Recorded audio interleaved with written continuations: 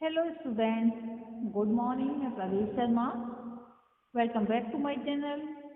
BEd first year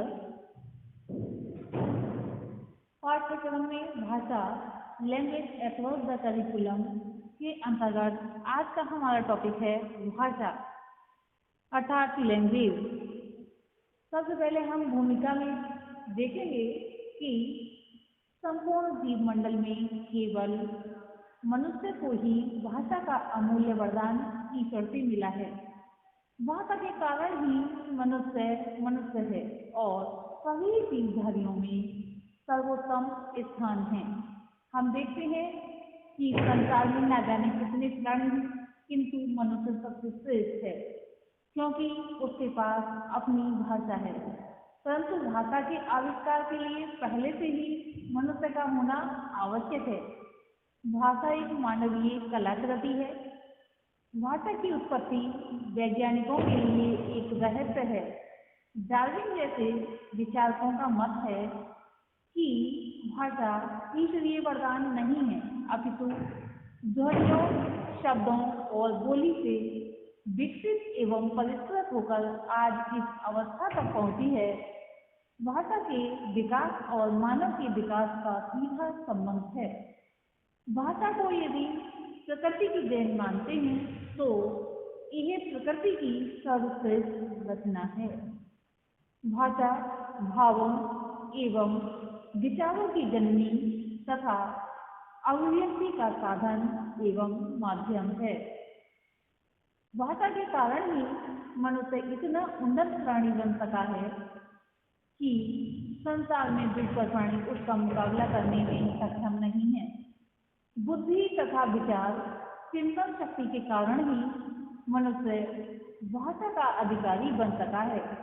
मुंह के अंगों की सहायता से विविध प्रकार की ध्वनियों को उच्चारण, जो ध्वनियाँ होती हैं उच्चारण करने से प्राप्त, यानी कि उसकी जो ध्वनियाँ हैं उच्चारण से उत्पन्न करता है, जिसे अक्षर तथा शब्दों से प्रकट करते हैं.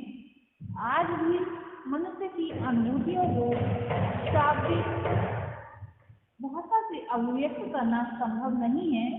उसकी अभिव्यक्ति के लिए मूक भाषा का ही प्रयोग किया जाता है.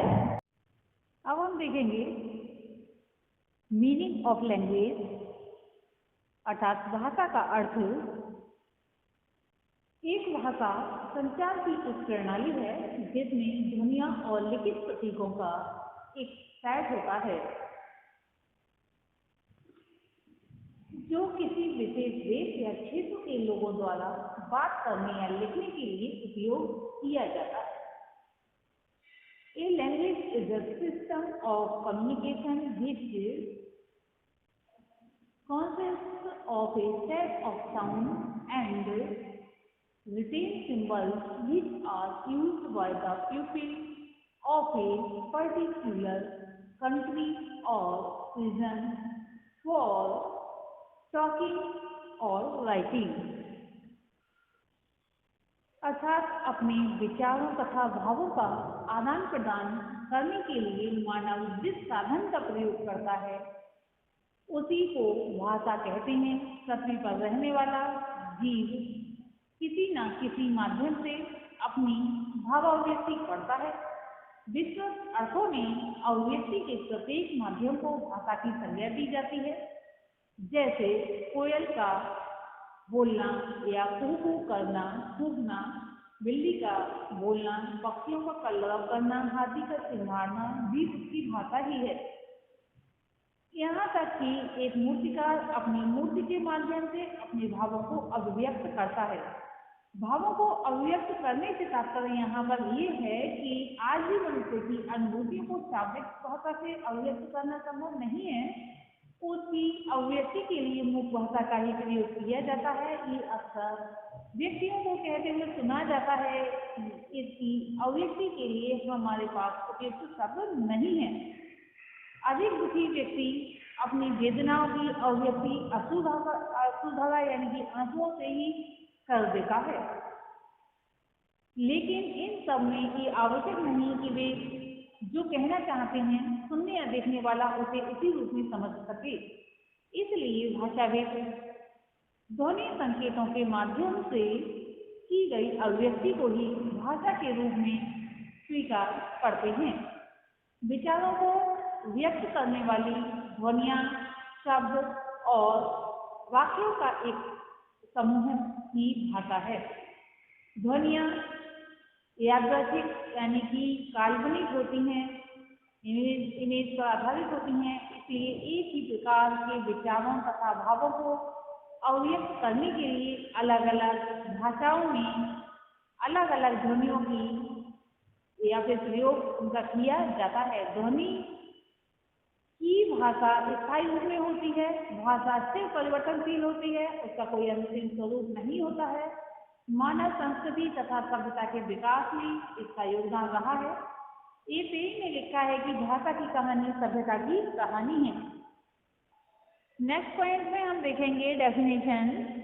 सबसे पहले देखेंगे अकॉर्डिंग टू स्वीट महोदय ने क्या कहा है कि भाषा स्वर ध्वनि के द्वारा विचारों का अभिव्यक्तिकरण है, यानी ये स्वर ध्वनि के द्वारा जो विचार अभिव्यक्त होते हैं वही जो है भाषा है। अकॉर्डिंग टू पतंजलि मुनि ने अपने शब्दों में भाषा को परिभाषित किया है। उन्होंने लिखा है, भाषा वह व्यापार है जिसमें हम वर्णनात्मक या व्यक्त शब्दों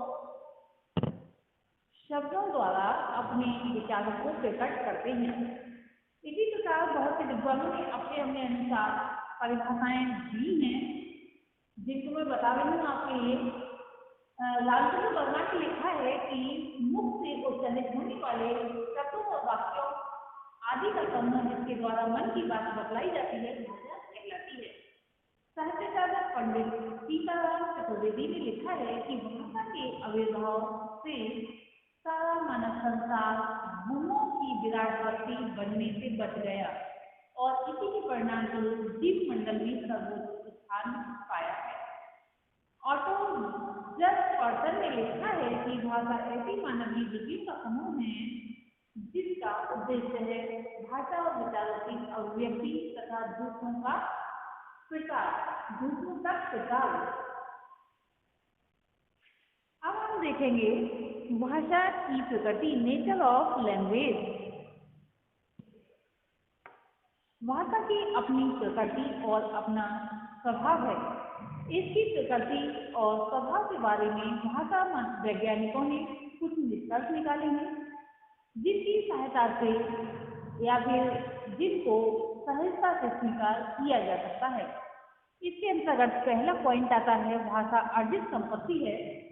कोई भी बालक भाषा जन्म से सीखकर नहीं आता है, बल्कि अपने अभिभावकों के साथ रहकर भाषा का अर्जन करता है। यदि बालक को भाषा से संबंधित वातावरण उपलब्ध ना हो तो वह गूंगा रहेगा और भाषा का अर्जन नहीं कर सकेगा। बालक जिस भाषा के वातावरण में रहेगा वह वैसी ही भाषा अर्जन करेगा। भाषा का अर्जन करना मानव का स्वभाव है।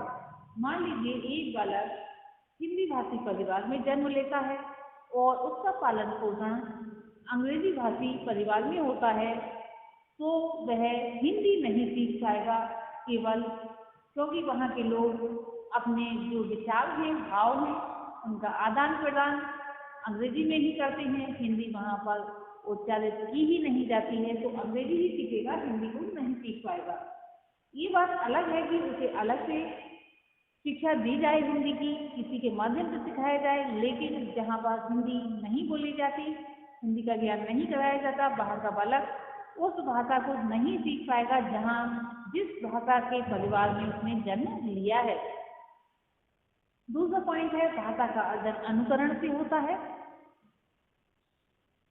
छोटे बालक अपने से बड़ों का अनुकरण करके भाषा सीखते हैं। इसी प्रकार नई पीढ़ी पुरानी पीढ़ी का अनुकरण करते हैं और भाषा सीख जाते हैं। बालक स्कूल में अपनी शिक्षिका या शिक्षक का अनुकरण करते हैं और भाषा सीख जाते हैं। मातृभाषा के अतिरिक्त अन्य भाषाएं भी अनुकरण करके ही सीखी जाती हैं। यहाँ कहने का तात्पर्य यही है कि भाषा का अर्जन अनुकरण से होता है। नेक्स्ट पॉइंट है भाषा परिवर्तनशील है। भाषा के बारे में ये कहा जाता है कि बहता हुआ नीर है। भाषा जो है बहता हुआ नीर है। एक कहावत है इसके अंतर्गत कि थोड़ी थोड़ी दूर पर पानी का टेस्ट चेंज हो जाता है और उससे थोड़ी सी दूर पर जाकर ही भाषा चेंज हो जाती है। भाषा का रूप हमेशा एक जैसा नहीं रहता है और न ही भाषा का कोई अंतिम रूप होता है। किसी भी भाषा का विकास उसी प्रकार होता है जिस प्रकार से बालक का विकास होता है। ज्ञान की तुलना में भाषा का अर्जन मंद गति से होता है। इसके साथ ही साथ भाषा स्थान परिवर्तन के साथ भी बदलती रहती है। सभी स्थानों पर भाषा का एक जैसा रूप देखने को मिलता है। भाषा के बारे में ये कहना उचित ही रहेगा कि भाषा काल, स्थान और व्यक्ति परिवर्तन के साथ बदल जाती है। भाषा परिवर्तन में अर्थ संकोच के साथ साथ अर्थ विस्तार भी होता है। हमने देखा है कि हम मान लीजिए किसी दूसरे जिले में जा रहे हैं या दूसरे गांव में जा रहे हैं या दूसरे शहर में जा रहे हैं तो भाषा बिल्कुल ही चेंज लगती है। जैसे कि मथुरा में चले जाइए आप तो अलग तरह से बोली जाती है, जैसे बदायूं में चले जाइए तो दूसरी तरह से बोली जाती है। तो इसी प्रकार जो है अलग अलग परिवेश के साथ साथ भाषा भी चेंज होती रहती है। नेक्स्ट पॉइंट है भाषा अपने में मूल रूप से मौखिक साधन है। भाषा का विकास अपने प्रारंभिक काल में मौखिक रूप से ही हुआ है। मानव अपने शैशव काल में भाषा के मौखिक रूप का ही अधिक से अधिक सहारा लेता है। भाषा का लिखित रूप बहुत बाद में विकसित हुआ है, लेकिन भाषा का लिखित रूप भाषा के अधूरेपन को दूर करके इसे पूर्ण बना देता है। भाषा का लिखित रूप संस्कृति और सभ्यता की देन है। इससे भाषा को सुरक्षित रूप प्रदान किया जा सकता है। नेक्स्ट पॉइंट में हम देखेंगे भाषा चिन्हात्मक है। भाषा का लिखित रूप चिन्हों पर आधारित है। इन चिन्हों का सीखना और याद करना अत्यंत आवश्यक होता है। जलज एक फूल है। इसकी आकृति से हम परिचित हैं। इस फूल को पर्याय रूप में कमल भी कहते हैं। ये फूल पानी में होता है और पानी में ही खिलता है। ये 3 ध्वनियों के मेल से बना है। ये ध्वनियाँ एक प्रकार के स्वर चिन्ह ही हैं जिनको लिपि चिन्हों में बदलते हैं। सारांश में हम ये कह सकते हैं कि भाषा की इस प्रक्रिया के अंतर्गत पहले विचार, फिर विचार को व्यक्त करने हेतु स्वर चिन्ह और अंत में स्वर चिन्हों के प्रति लिपि चिन्ह हैं। लास्ट में हम देखेंगे भाषा सभ्यता की प्रतिनिधि है। भाषा का जिस सभ्यता में विकास हुआ है या होता है वह उसी सभ्यता का चित्रण भी करती है और इसी सभ्यता से प्रभावित भी होती है। बेन जॉनसन ने लिखा है कि भाषा समाज के लिए केवल साधन मात्र है। तो आज हमने भाषा टॉपिक के अंतर्गत भूमिका, meaning of language, definition of language तथा नेचर ऑफ लैंग्वेज के विषय में जाना और समझा। आज के लिए इतना ही। धन्यवाद।